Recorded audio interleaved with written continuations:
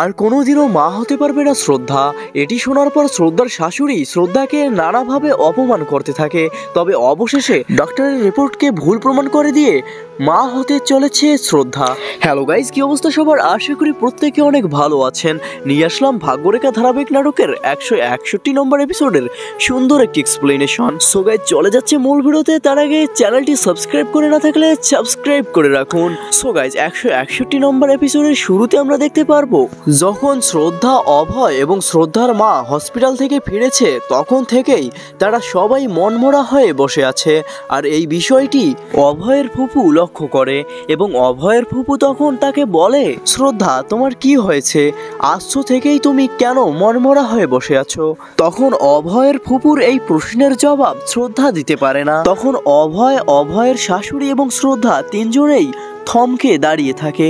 এরপর অভয়ের ফুপু শ্রদ্ধার মায়ের হাতে থাকা হসপিটালের রিপোর্টটি নিয়ে পড়তে থাকে এবং পরে সে চমকে যায়। রিপোর্টটি পড়া মাত্রই অভয়ের ফুপু কান্না করে ফেলে। এরপর অভয়ের মা অভয়ের ফুপুকে জিজ্ঞাসা করে, কি হয়েছে?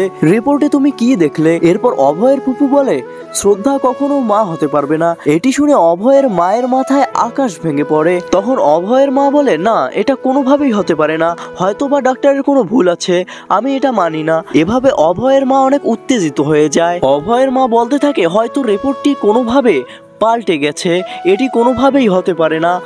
অভয়ের মা অনেক উত্তেজিত হয়ে গেলে অভয়ের ফুপু অভয়ের মাকে বলে, ভাবি আপনি এত ভেঙে পড়ছেন কেন? শ্রদ্ধা যে সুস্থ হয়ে বাড়ি ফিরেছে এটাই তো অনেক। কিন্তু অভয়ের মা এটা কোনোভাবেই মানতে পারবে না এবং উল্টো অভয়ের ফুপুর উপর রাগারাগি করতে শুরু করে। এরপর বরুণের মা অভয়ের মাকে শান্ত করতে চাইলে অভয়ের মা উল্টো বরুণের মাকে অনেকগুলো কথা শোনাতে থাকে। বলে, আপনার এবং আপনার ফ্যামিলির জন্যই আমাদের ফ্যামিলিতে এমন বিপদ নেমে এসেছে, আপনার ছেলের জন্যই আমাদের এই অবস্থা।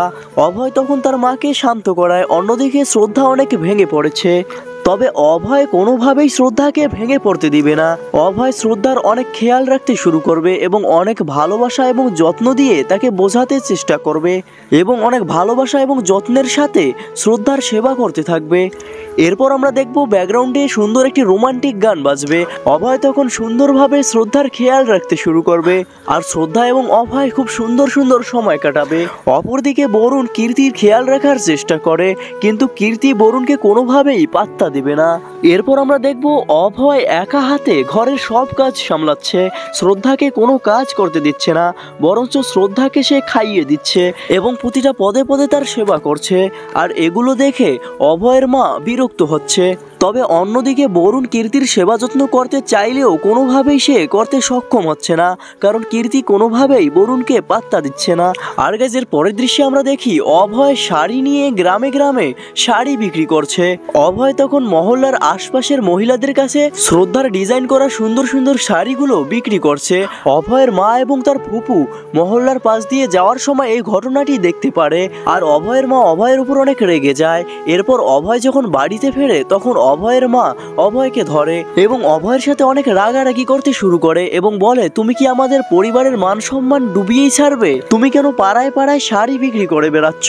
এরপর অভয় বলবে, এটা আমার ওই বিজনেস আইডিয়া আর আমি এটা করব। তবে তখন অভয়ের মা শ্রদ্ধার নামে খারাপ কথা বলতে শুরু করবে।